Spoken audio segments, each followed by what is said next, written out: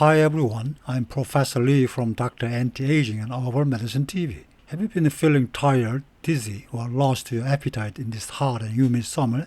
Let's explore the real reason your energy crashes in the heat and what you can do to stay healthy and cool. Why hot weather drains your energy? 1. You sweat to survive. Humans are the only mammals with 2 to 4 million sweat glands across the whole body. It's an evolutionary tool for endurance, but in high humidity, sweat can't evaporate, so you stay overheated. 2. Sweat equals water plus electrolyte loss. 1 hour of activity in the heat can cost you over 2 liters of sweat, and with it, sodium, potassium, and magnesium. This triggers headache, muscle cramps, dizziness, and fatigue. 3. Your brain and organs get less blood. To cool down, your blood moves to the skin. That means less blood to your brain, stomach, and heart, leading to brain fog, low appetite, indigestion, and heart strain. 4. Your nervous system flips. Heat increases your sympathetic nerve activity, causing restlessness, insomnia, fast heartbeat, and chronic fatigue. To properly replenish water and electrolyte, it helps to estimate how much sweat you've actually lost. If your t-shirt starts to feel damp over 5 minutes into sweating, you've likely lost around 200 cc of fluid. Even if you don't feel thirsty yet, this is when you should start hydrating. By the time sweat begins to drip from your forehead and down your back, usually around 10 minutes, you may have lost 400 cc. If your shirt is completely soaked and your underwear is starting to feel damp, that means you've lost about 1 liter. An early warning sign of dehydration. If your whole body is drenched in sweat, the loss exceeds 2 liters, and you are entering a danger zone for heat exhaustion, dizziness, and serious fatigue. What does 2 liters mean? That's an entire big water bottle gone. If you lose about 2% of your body weight in fluid, that already triggers dehydration symptoms. For example, a 70-kilogram man who loses 2 liters of sweat has lost nearly 3% of his body weight in water, already past the warning line. If a 50-kilogram woman loses 2 liters, that's 4% fluid loss, a severe level of dehydration, and even body temperature rises at the same time. She's at serious risk of heat exhaustion or heat stroke. And remember, sweat does not just contain water. Each liter contains about 0.5 to 1.5 grams of sodium, along with other electrolyte. So, when your whole body is soaked, you may have lost over 2 grams of sodium.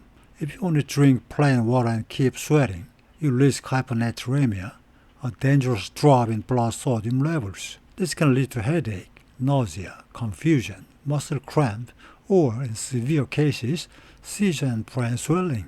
Fluid and electrolyte loss alone is dangerous, but if your body temperature rises, on top of that, you are in serious danger. What happens when your body temperature rises by just 1 degree Celsius? At a normal body temperature of 36.5 degrees Celsius, everything runs smoothly.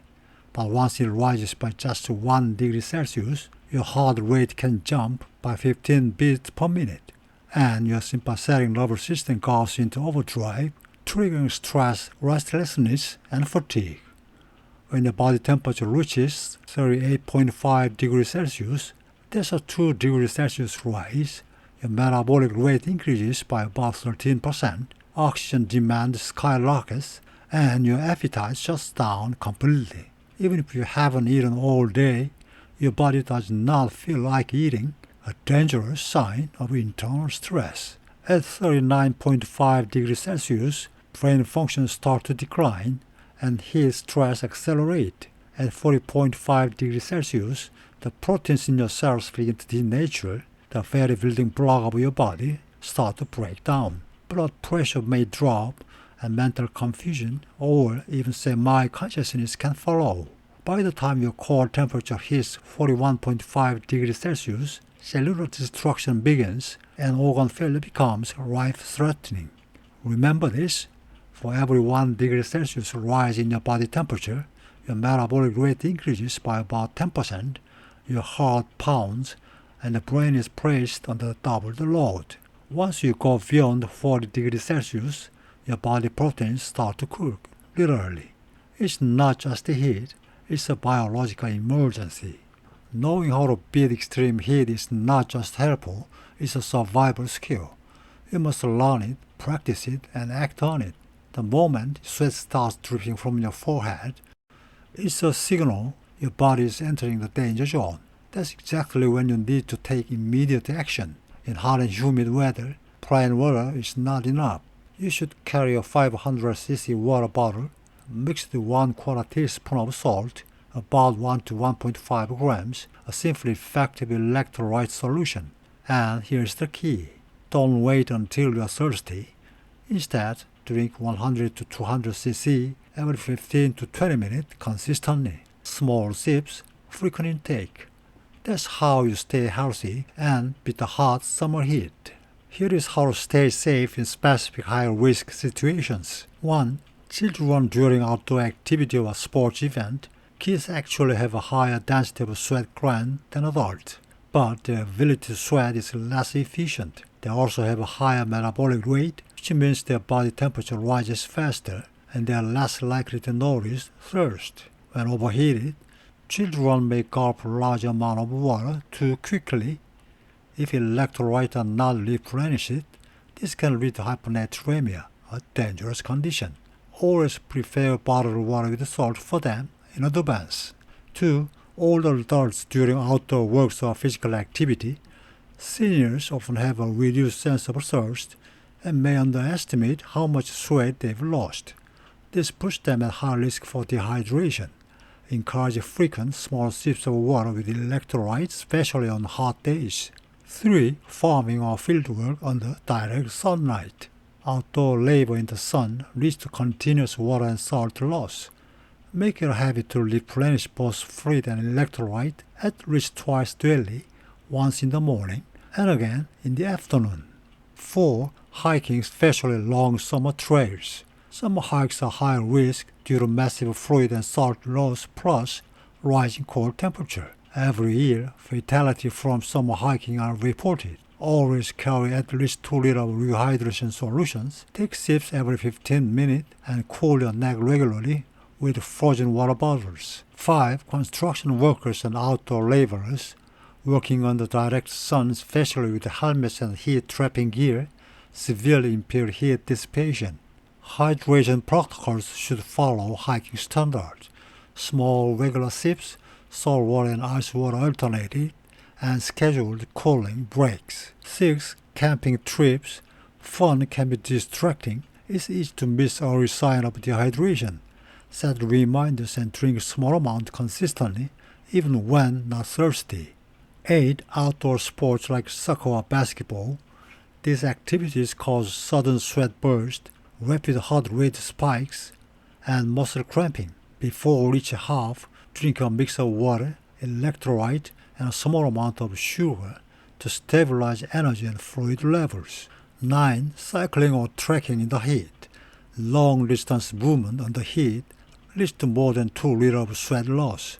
Stop every 20 minutes and drink about 200 cc of rehydration fluid. Electrolyte drinks and sports beverages can be great alternative for rehydration.